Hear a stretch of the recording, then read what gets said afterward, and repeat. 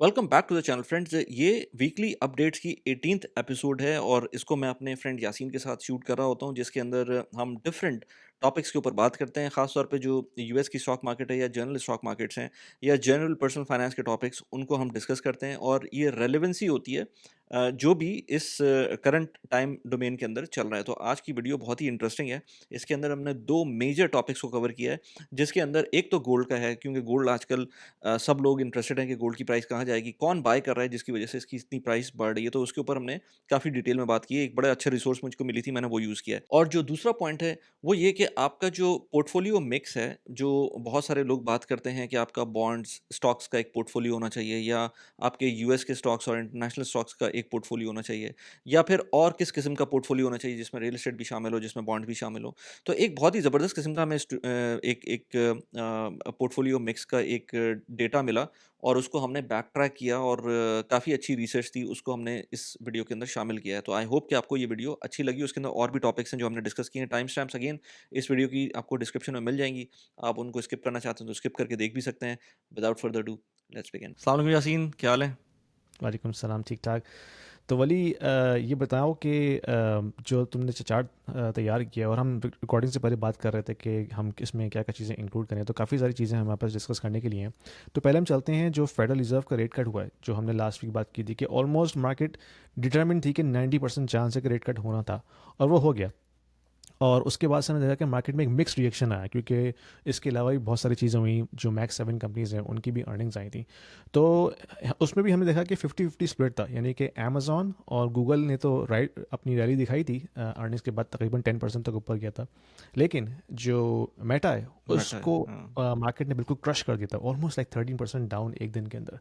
तो तुम्हारे पास चार्ट है, ज़रा उस पर हम थोड़ी सी डीप डाइव करते हैं कि क्या हुआ है। और ताकि लोगों को पता चले कि भाई जो इंडिविजुअल स्टॉक्स में आप इन्वेस्ट करते हैं तो उसमें रिस्क भी होते हैं कंपेयर टू यार वो ईटीएफ। वो कहते हैं ना, वो एक कहीं किसी चीज़ का डायलॉग है मेरे ख्याल से कि मज़ा नहीं आया। तो वो जो फेड की मीटिंग थी, उसके बाद जो उन्होंने अनाउंस किया कि भाई रेट कट, तो वो तो खैर एंटिसिपेटेड था। बट उसके बाद उसी दिन उन्होंने कुछ हॉकिश सी टोन भी ली थी कि अब नेक्स्ट दिसंबर में, जो आई थिंक दिसंबर में होना है ना वो हम्म। नेक्स्ट इसकी मीटिंग। हाँ। सो उन्होंने कहा कि ज़रूरी नहीं है कि हम उसको इसी तरह से कट डाउन करें। तो उसकी वजह से मार्केट थोड़ी सी शेकी हो गई थी। तो वो बात नहीं आई थी उसके अंदर जो रैली हुई थी ना। मज़ा आया था वैसे थोड़ा सा, मज़ा नहीं लेकिन उसके बाद आता। वो बात नहीं आई। तो खैर मैं इसके अंदर जो है ना, हाँ, इसके अंदर मैंने कुछ अच्छा, इसमें बड़ा ज़बरदस्त एजेंडा है आज का। मुझे भी काफ़ी कुछ सीखने को मिला है आज की प्रेजेंटेशन जब बना रहे थे हम।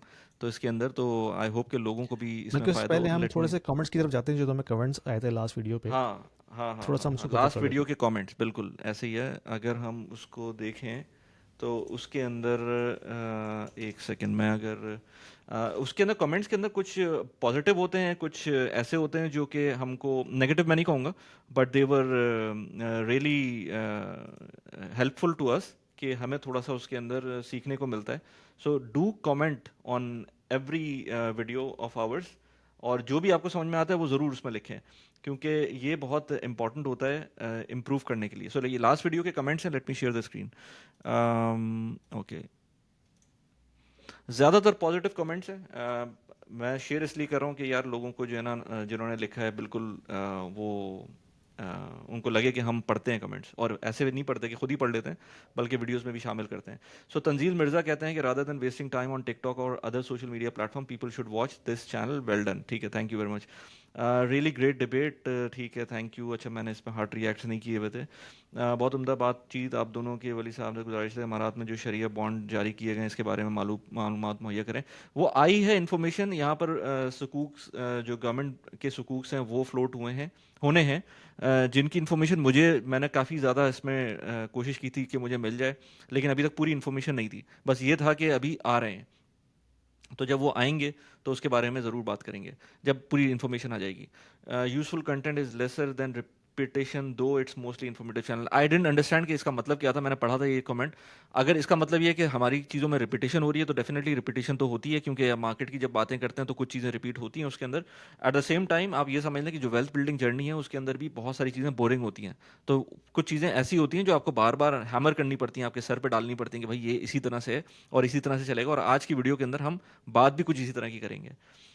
Repetition is important, but of course वो अगर आपको अच्छी नहीं लग रही है तो I am sorry for that, but कहीं कहीं होगी repetition.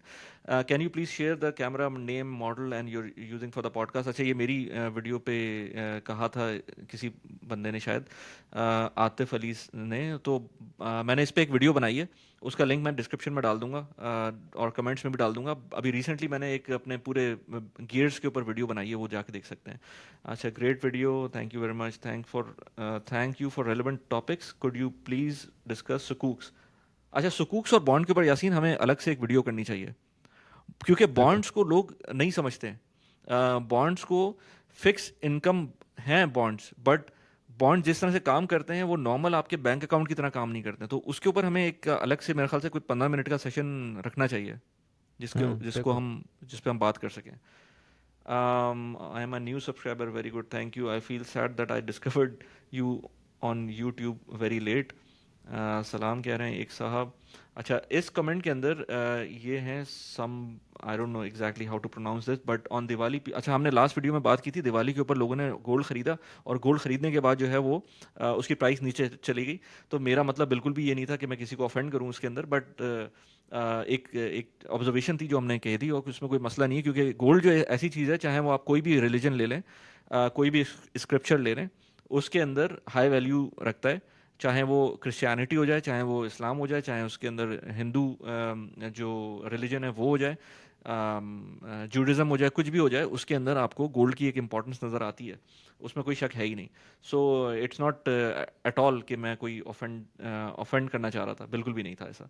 I was waiting for your point on gold rally, but you were late to the party, which is quite disappointing. Nothing is late. Gold वैसे ही घर में रखा हुआ होता है लोगों के पास, तो हमारे पास भी था.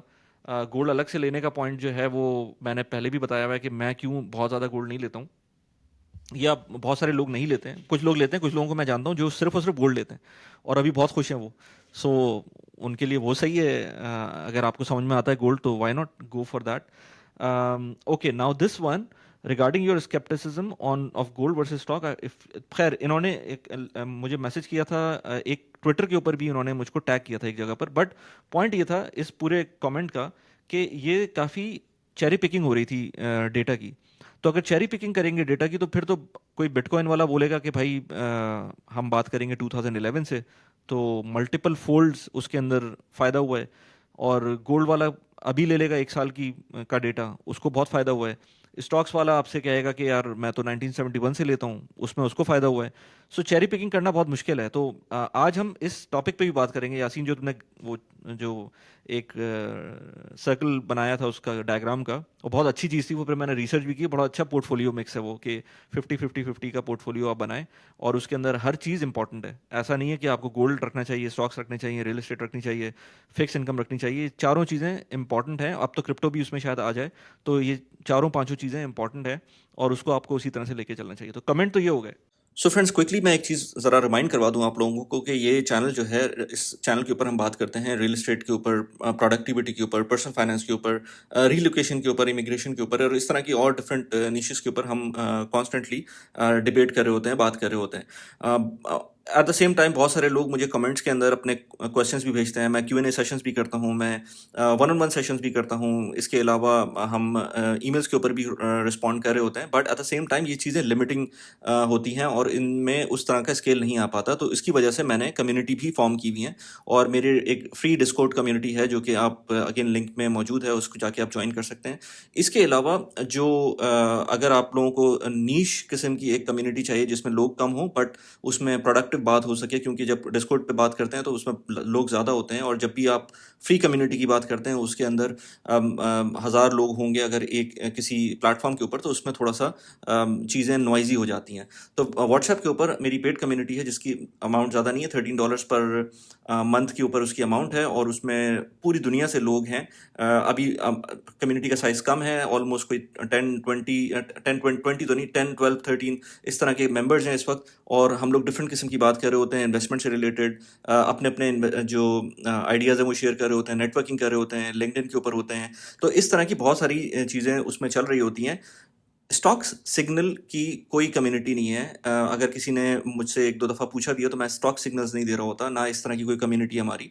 तो ये जो कम्युनिटी है, अगर आपको ज्वाइन करना है तो नीचे डिस्क्रिप्शन के अंदर लिंक इसका मौजूद है, उसको पे करके आप ज्वाइन कर सकते हैं। अगर आप अभी ज्वाइन करते हैं तो आपको ये फ़ीस देनी होगी, और अगर ये कम्युनिटी जब ग्रो होती है उसके बाद हम इसमें फीचर्स ऐड करते हैं, तो जो पायनियर मेंबर्स होंगे जो कि अभी स्टार्ट कर रहे हैं उनकी फ़ीस चेंज नहीं होगी, और जो आने वाले मेंबर्स होंगे उनको नई फीस पे करनी होगी। तो इसलिए अगर आप इंटरेस्टेड हैं तो नीचे लिंक डिस्क्रिप्शन में दिया हुआ है, उसको जाके आप ज्वाइन करें और let us connect. Thank you very much. Now going to the topic, जो हमारा पहला टॉपिक था कि मार्केट्स ने कैसा परफॉर्म किया है, तो क्या कहोगे यासीन इसके अंदर जो सिचुएशन रही है अमेजोन? मैंने चार मेजर जो स्टॉक्स थे मैक 7 के, उनको पिक कर लिया था जिनकी अर्निंग्स थी last last week. Right. Mix reaction है, मैं ये कहूँगा, क्योंकि एक तो जो एआई का नैरेटिव है वो अभी भी हॉट है।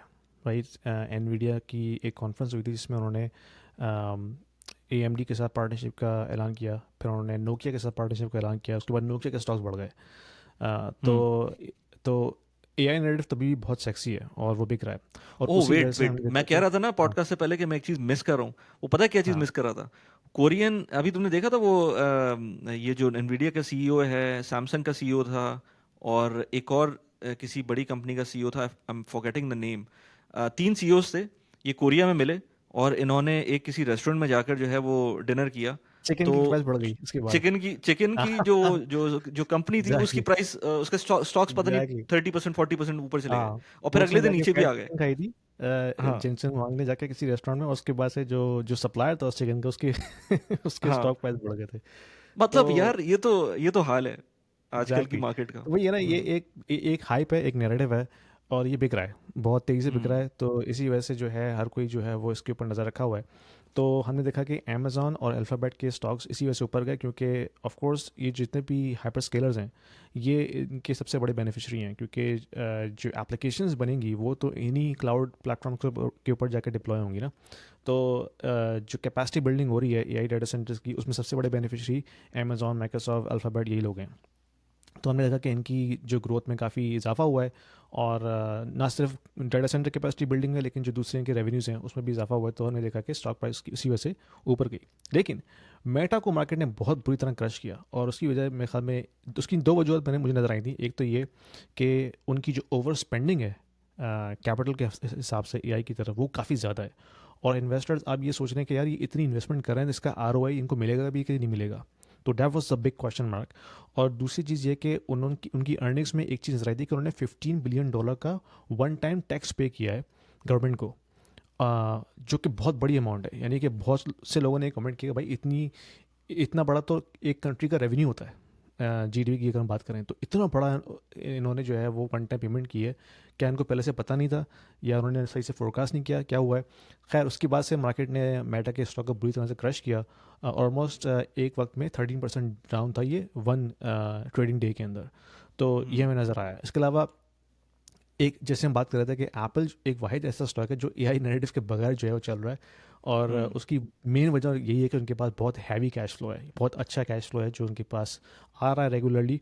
और मार्केट, अगर हम उनका शेयर देखते हैं फ्रॉम स्मार्टफोन परस्पेक्टिव, वो सबसे ज़्यादा है अभी भी, यानी कि जो जो नंबर 2 है उसमें और एप्पल में बहुत ज़मीन आसमान का फ़र्क है दुनिया भर के अंदर। तो उस पेस पे एप्पल चल रही है। लेकिन एक और उन्होंने अनाउंसमेंट की थी कि they are looking for an M&A, like वो किसी एआई कंपनी को एक्वायर करने की कोशिश करें, ताकि जो गैप है उनकी प्रोडक्ट के अंदर एआई का, वो फुलफिल हो सके। और जैसे ही हो जाएगा वो, तो हम देखेंगे एप्पल का स्टॉक दोबारा से ऊपर आ सकता है। तो ये हमारे पास और मेजर इसकी न्यूज़ थी।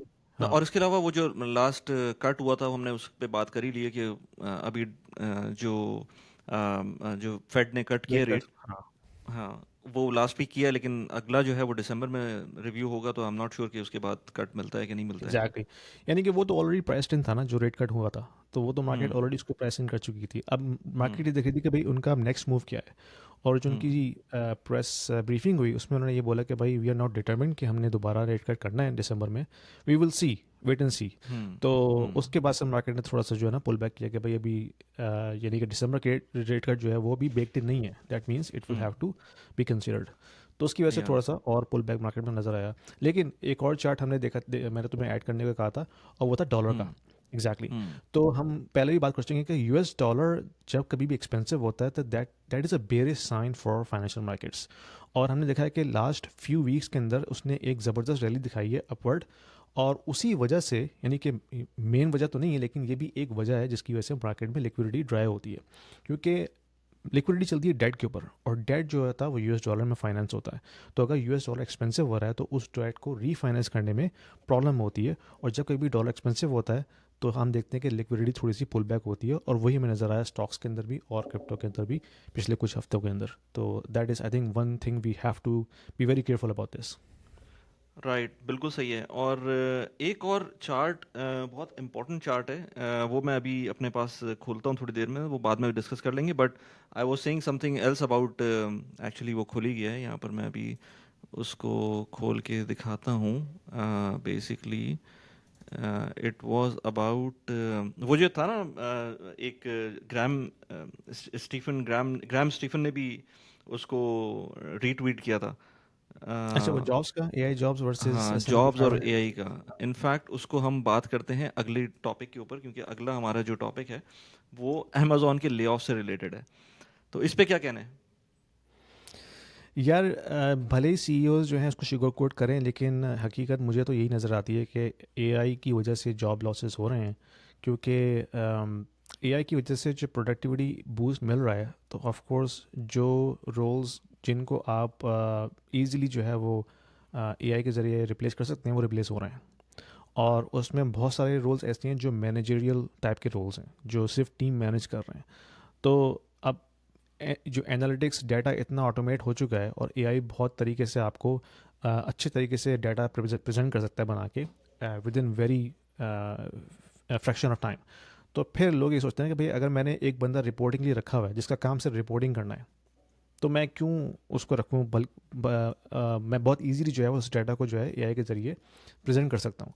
तो ये एक छोटी सी मिसाल है, लेकिन हो यही रहा है कि एआई की वजह से जॉब्स काफ़ी रिप्लेस हो रही हैं। और ये हम देख रहे हैं कि इस दफ़ा ऐसा हो रहा है कि वाइट कॉलर जॉब सबसे ज़्यादा इम्पैक्ट हो रही हैं।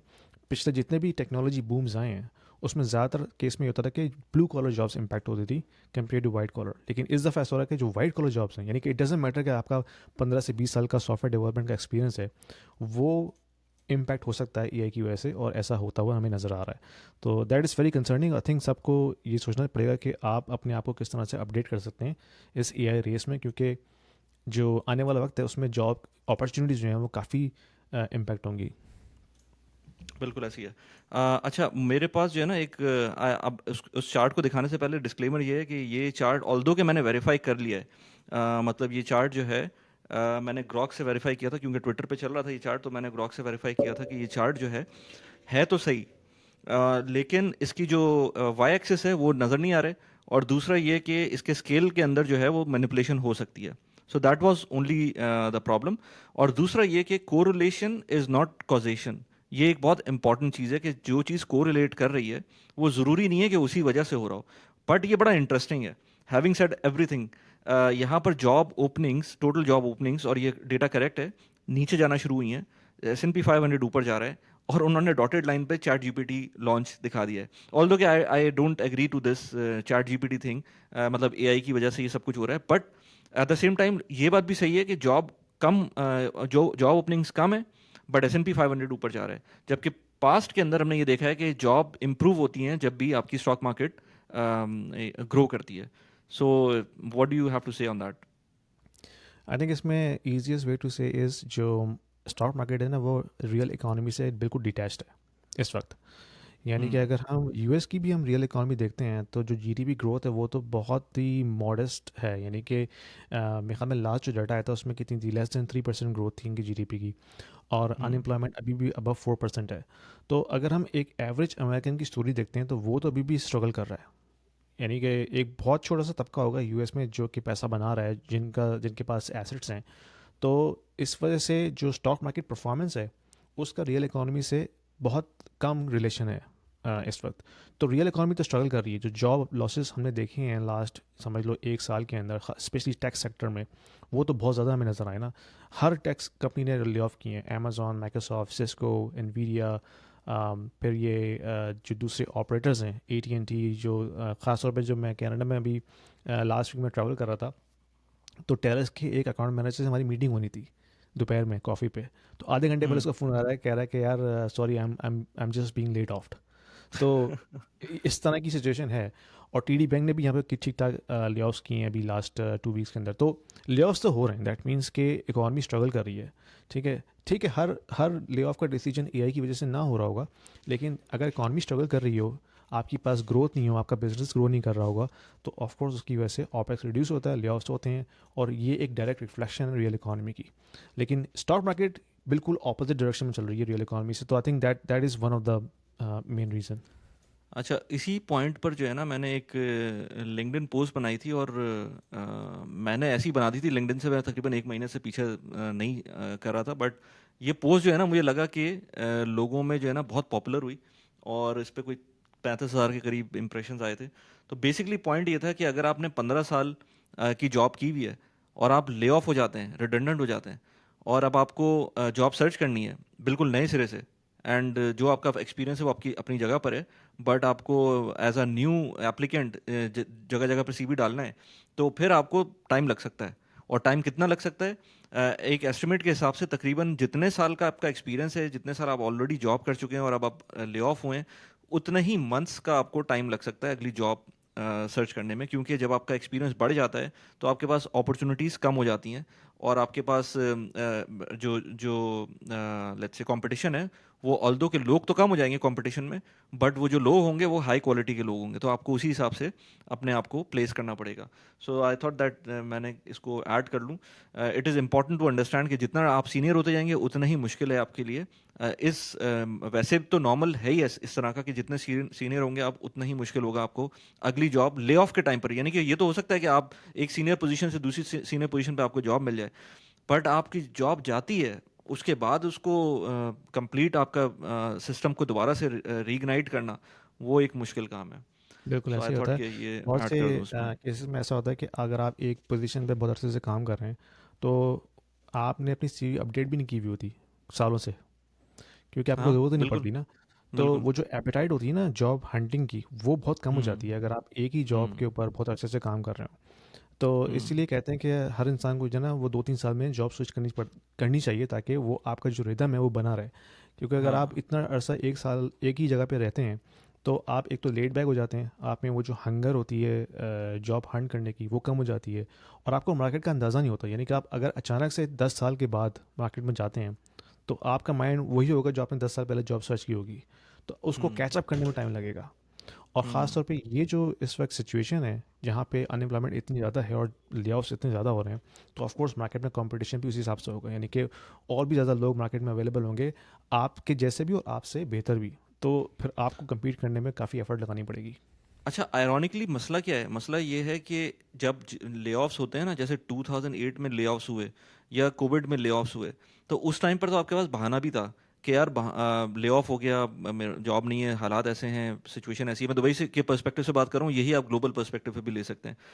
बट आजकल के ज़माने में जब इकोनॉमी ऊपर चल रही है, स्टॉक मार्केट भी ऊपर जा रही है, और अपेरेंटली ऐसा, मतलब आप दुबई में जाएं तो आपको पता चलेगा ट्रैफिक कितनी है, लोग, बूमिंग गेम चल रहा है ना, सब कुछ ज़बरदस्त चल रहा है। बट इसमें अगर आपकी जॉब जाती है, वो एक बहुत बड़ा मसला हो जाता है, क्योंकि उसमें आपको आप सीनियर भी हैं, और आपको जॉब भी अच्छी चाहिए, पैसे भी अच्छे चाहिए, और आप ले ऑफ भी हो गए हैं, अपनी विल से नहीं हुए हैं, वैसे ही ले ऑफ हो गए हैं।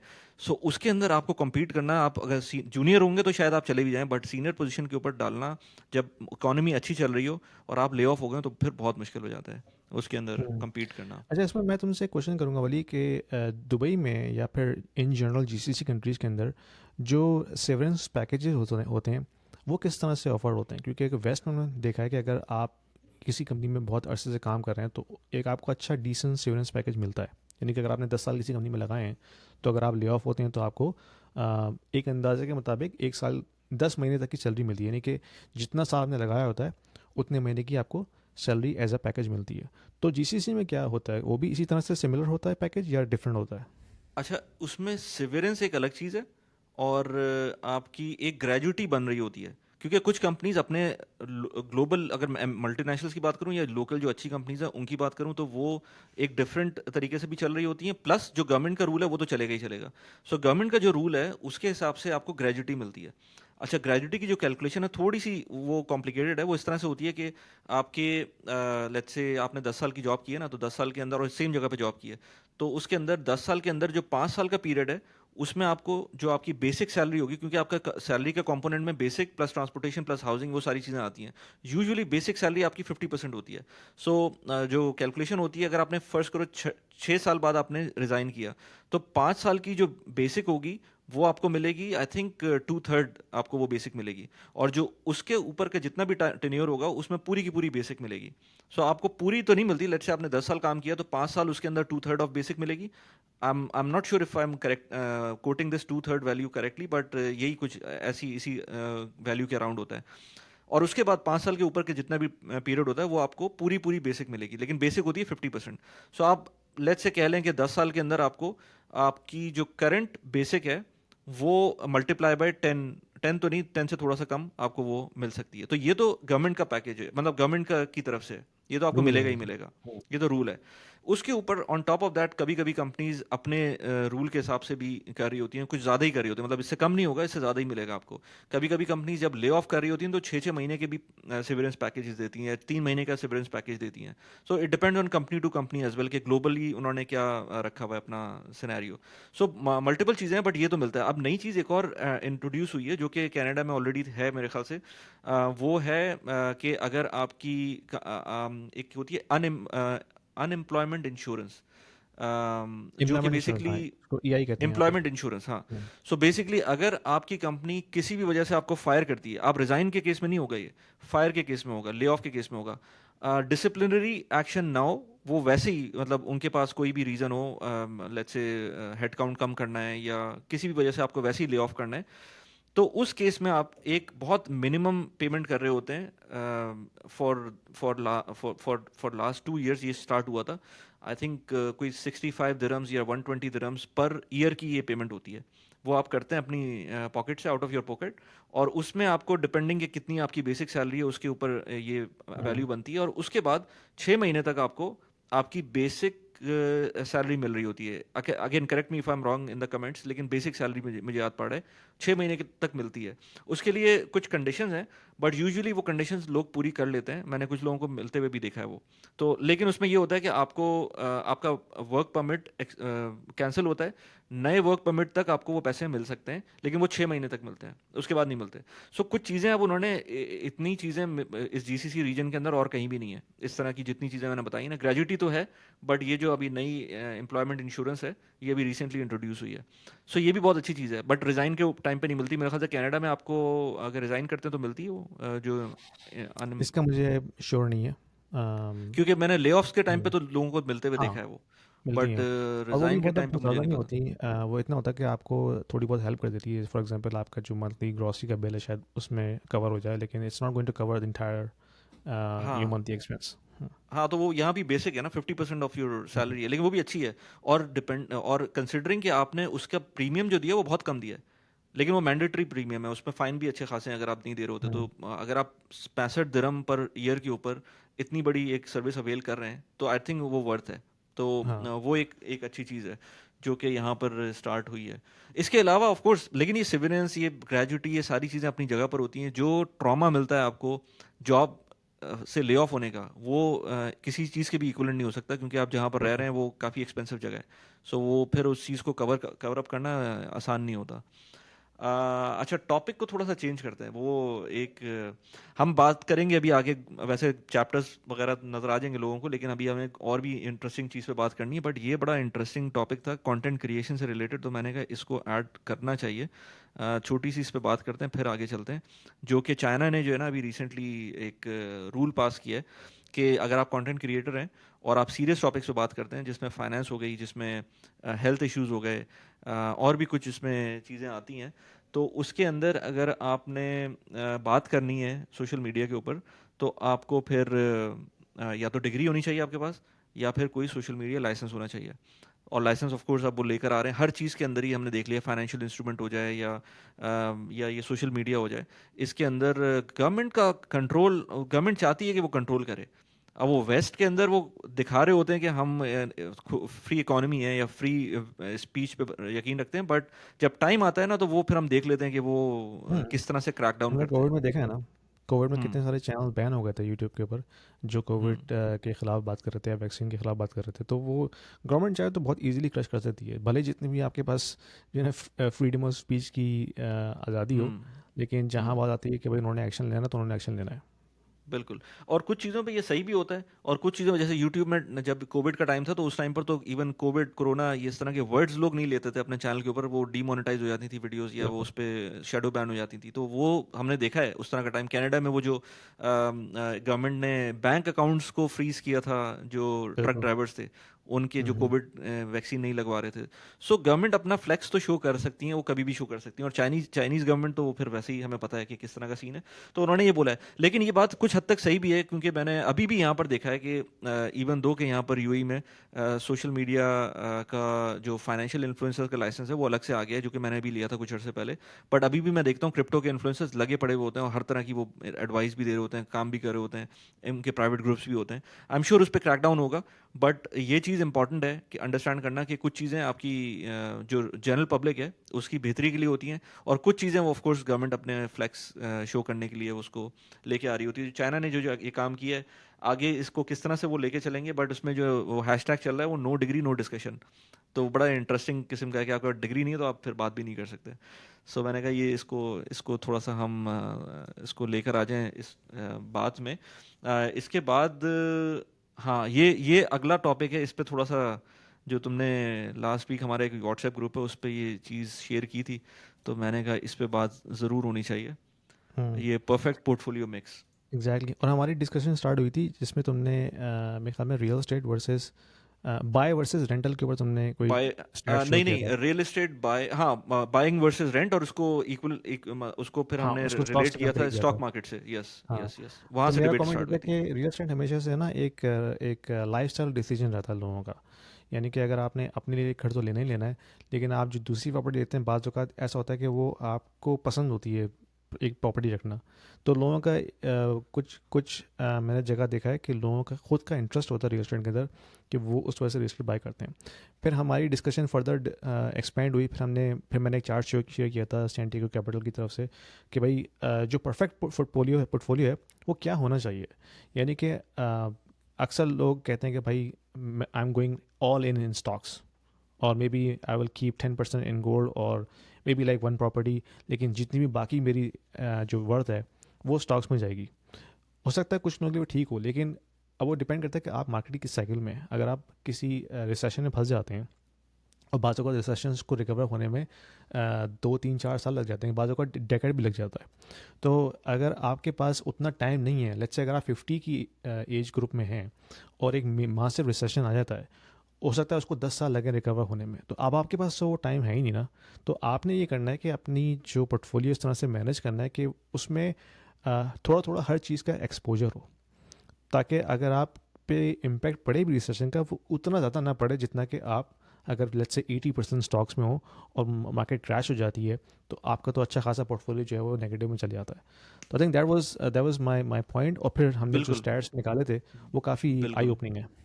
हाँ, तो उससे उस पे उस पोर्टफोलियो मिक्स पे जाने से पहले एक इम्पॉर्टेंट चीज़, ये भी चार्ट बहुत अच्छा था उसी के अंदर, कि अगर आपका लेट्स से पोर्टफोलियो -1% चला जाता है, तो उसको आपको गेन करने के लिए दोबारा 1% ही ऊपर जाना होगा, तो कितना मसला नहीं है उसको गेन करना। 5% के ऊपर भी कोई इतना बड़ा प्रॉब्लम नहीं होगा, आप उसको गेन कर लेंगे आराम से।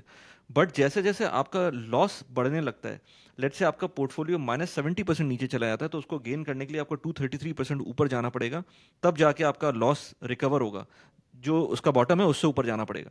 So this is really important, और यही चीज़ समझ नहीं आती लोगों को जब आप किसी एक एसेट क्लास में इन्वेस्ट कर रहे होते हैं और उसका जो ड्रॉ डाउन होता है उसको इग्नोर कर देते हैं, और सिर्फ आप फोमो में आ जाते हैं या अपने हिसाब से कन्विक्शन में आ जाते हैं। तो उस पॉइंट पर आपको ये देखना चाहिए कि आपका जो लॉस होगा उसको दोबारा से गेन करने के लिए कितना टाइम आपको चाहिए, या कितने परसेंटेज उसका गेन चाहिए। तो ये एक चार्ट उस वो शो कर रहा है। But now coming to that point about about that portfolio mix जो 50-50-50 का पोर्टफोलियो, इसके बारे में थोड़ा सा एक्सप्लेन करो अगर। हाँ, ये सैंटियागो कैपिटल एक हेज फंड ऑर्गेनाइजेशन है, और उसका जो मेन बंदा है जिसको मैं फॉलो करता हूँ, ब्रांड जॉनसन, जो काफ़ी मशहूर भी है। डॉलर बुल उसको कहते हैं अक्सर, क्योंकि वो डॉलर के काफ़ी पॉजिटिव में बातें करता है।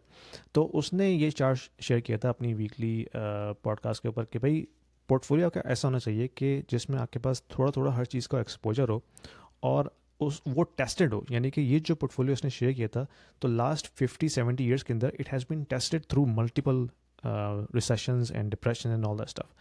तो जो सेकंड लाइन है ना ऊपर कि भाई this portfolio has lost money only 6 time in 50 years, और वो इसी वजह से है कि अगर कभी डिपेंड करता है कोई रिसेशन आता भी है, तो बाज़ औक़ात उसमें स्टॉक्स नीचे चले जाते हैं लेकिन गोल्ड ऊपर चले जाता है, या बॉन्ड ऊपर चले जाता है।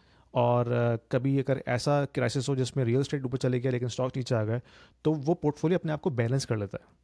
यानी कि ऐसा बहुत कम होता है कि सबकी सब चीज़ें जो है नेगेटिव में चली जाएँ। हो भी सकता है और लेकिन अगर ऐसा उस होगा भी हाँ, तो वो कुछ टाइम के लिए होगा, फिर एक एग्ज़ैक्टली, डेफिनेटली उनमें से कोई एक कंपोनेंट ऊपर जाएगा, तो आपको एग्ज़ैक्टली। टाइम ज़्यादा नहीं चाहिए होगा उसको हाँ, रिकवर करने के क्योंकि लिए। कैपिटल रोटेट होता है ना, ऐसा तो नहीं होता कि सब लोग जो है ना कैश रख के अपने पास बढ़िया हैं। वो किसी ना किसी हम्म। एसेट में डालेंगे, चाहे वो गोल्ड में डालें, चाहे वो बॉन्ड्स में डालें, या रियल एस्टेट में डालें। तो कैपिटल हमेशा से रोटेट होता है one asset to the another. तो यही चीज़ हमें समझने की ज़रूरत है कि अगर आप कभी अपना पोर्टफोलियो बना भी रहे हो, तो आपकी कोशिश ये होनी चाहिए कि आप उसको थोड़ा थोड़ा एक्सपोजर हर हर किसी चीज़ का लें, चाहे वो स्टॉक्स हों, क्रिप्टो हों, फिक्स इनकम एसेट्स, उसमें बॉन्ड्स भी आ जाते हैं, और दूसरी फिक्स इनकम एसेट्स भी हैं।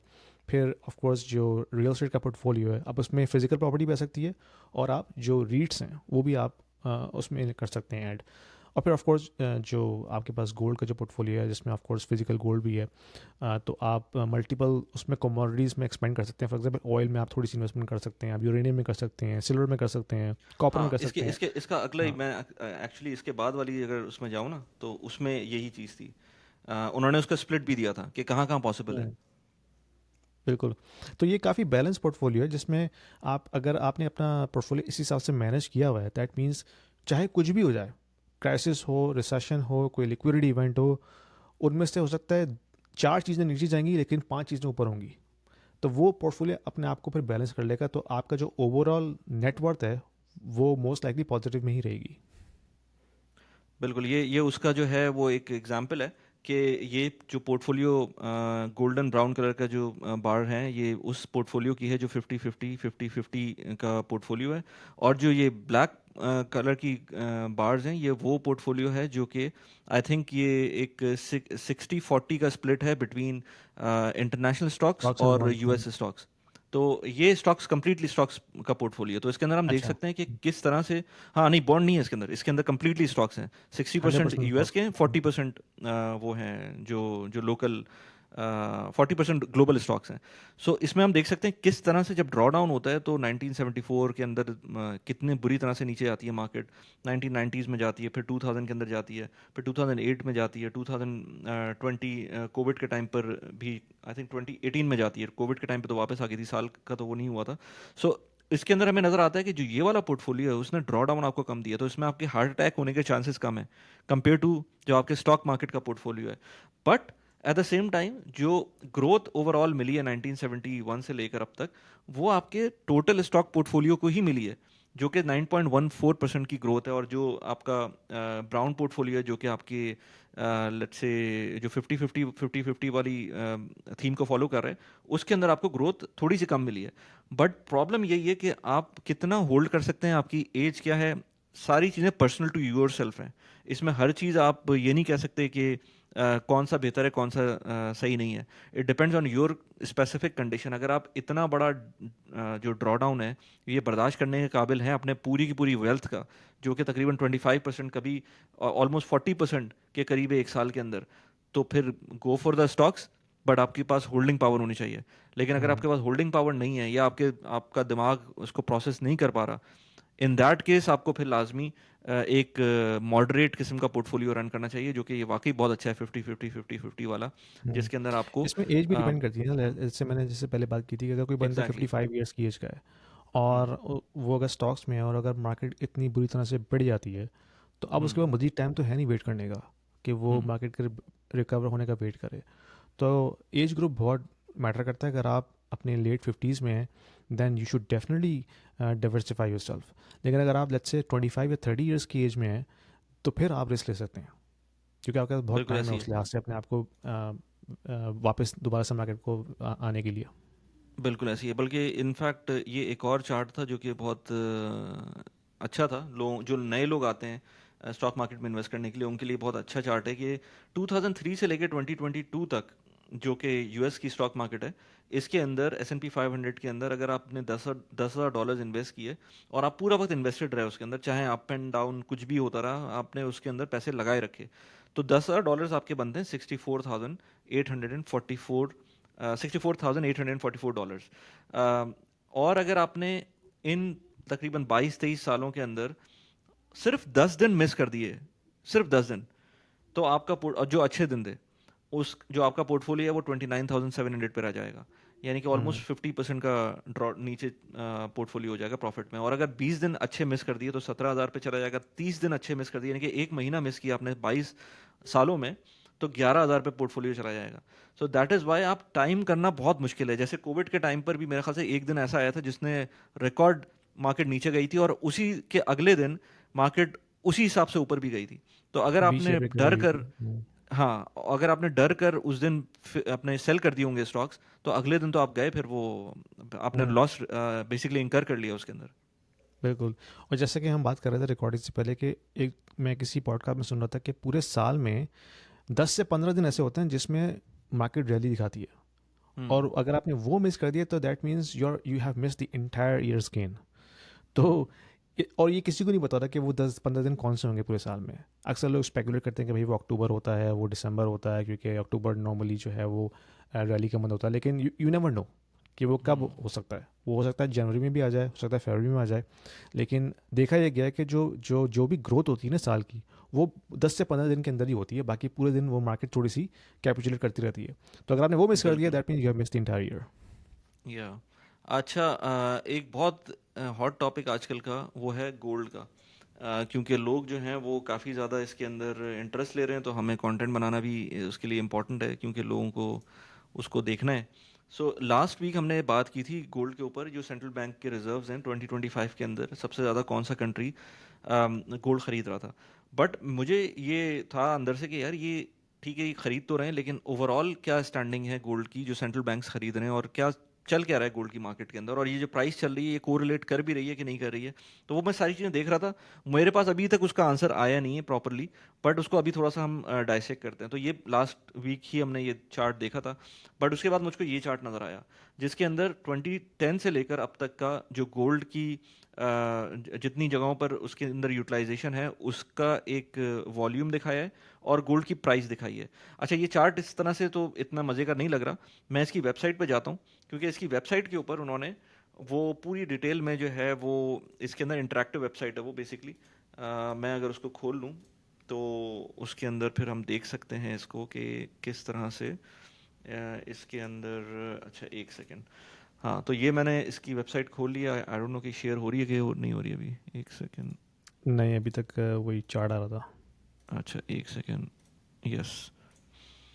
सो हाँ, अब आ रही है। हम्म। सो बेसिकली इसके अंदर ये इंटरेक्टिव है। तो इसके अंदर आप ये देख सकते हैं कि आपके पास jewellery fabrication technology, total bars and coin, ETFs और सिमिलर प्रोडक्ट, सेंट्रल बैंक ने किस तरह से इसमें इन्वेस्टमेंट की हुई है। OTC I am not 100% sure, over the counter था, लेकिन एग्जैक्टली क्या है ये मुझे नहीं पता। लेकिन सब चीज़ों का ज़रा एक ट्रेंड देखते हैं। सो अगर मैं ज्वेलरी हटा दूँ, टेक्नोलॉजी हटा दूँ, टोटल बार्स एंड कॉइन्स हटा दूँ, ईटीएफ हटा दूँ, सेंट्रल बैंक्स को हटा दूँ, सिर्फ प्राइस रखूँ, और ओवर द काउंटर जो चीज़ है जो हमें समझ नहीं आ रही थी अभी कि एग्जैक्टली है क्या, अगर किसी को पता हो तो कमेंट में लिख सकता है। सो ओटीसी ने कोई एज सच बहुत ज़्यादा ट्रेंड चेंज नहीं हुआ है। अगर प्राइस की बात करें तो मतलब प्राइस ऊपर जा रही है, लेकिन ओटीसी के अंदर जो पीछे पीछे वाला जो ट्रेंड है एज सच वो सेम ही है। लेकिन अगर हम बात करें लेट्स से अब ओटीसी को बंद करके मैं चला जाऊं ज्वेलरी फैब्रिकेशन के अंदर, तो ज्वेलरी फैब्रिकेशन में हमको नज़र आता है कि इनफैक्ट जब भी गोल्ड की प्राइस ऊपर जाना शुरू हुई है, ज्वेलरी फैब्रिकेशन के अंदर थोड़ा सा डिप आता है, क्योंकि वो एक्सपेंसिव हो जाती है, लोग जो है ना फिर मुश्किल होता है उनको ख़रीदना। सो कोविड के टाइम पे तो खैर एक डिफरेंट सिनेरियो था, उस वक्त लोग ज्वेलरी नहीं ले रहे होंगे, उस टाइम पे ज्वेलरी फैब्रिकेशन के अंदर एक मेजर डिप आया था। और अब भी अगर हम देखें तो जब से ये प्राइस ऊपर जाना शुरू हुई है, ज्वेलरी फैब्रिकेशन के अंदर थोड़ा सा डिप आना शुरू हुआ है, जो उसकी कंजम्पशन है। अच्छा, अब अगर हम जाते हैं टेक्नोलॉजी के अंदर, तो टेक्नोलॉजी तो अभी तक गोल्ड की यूटिलाइजेशन टेक्नोलॉजी में तो एज सच नहीं है कोई ख़ास, जो यहाँ नज़र आ रहा है ये कम्प्लीटली सिमिलर किस्म का एक ट्रेंड है, जो कि 70-80 टन्स के करीब का जो है एक यूटिलाइजेशन है एवरी क्वार्टर। अगर हम जाएं टोटल बार्स और कॉइन्स के अंदर, तो यहाँ पर भी मुझे ऐसा सच कोई डिफरेंस नज़र नहीं आया है कि प्राइस में कोई इम्पैक्ट आ रहा हो इसकी यूटिलाइजेशन से। तो कॉइन्स भी उतने ही बन रहे हैं जितने पहले बनते थे, और बार्स भी उतनी ही बन रही हैं जितनी पहले बनती थी। अब आते हैं ईटीएफ्स के ऊपर, तो ईटीएफ्स के अंदर भी ट्रेंड वाइज कोई चेंज नहीं आया है। लोगों ने मुझे तो था कि शायद लोग उसको ज़्यादा यूटिलाइज करना शुरू कर दिया और ईटीएफ्स को, क्योंकि थोड़ी सी अब नॉलेज वगैरह बढ़ना शुरू हो गई है। बट अगर आप उसका ट्रेंड देखेंगे तो ईटीएफ्स के अंदर भी कोई इनफ्लोज या outflows in both cases as such कोई मेजर इम्पैक्ट नहीं आ रहा है। इनफ्लोज आ रहे हैं थोड़े से, जो कि पहले नहीं थे, बट स्टिल वो कितने इनफ्लोज हैं, तकरीबन 200 टन्स के करीब का एवरी क्वार्टर का ईटीएफ का इनफ्लो है, जो कि थोड़ा सा ज़्यादा है, लेकिन वो प्राइस बढ़ने के बाद शुरू हुआ है, प्राइस बढ़ने से पहले नहीं है। अच्छा, अब जो सबसे इंपॉर्टेंट चीज़ है वो सेंट्रल बैंक्स की है।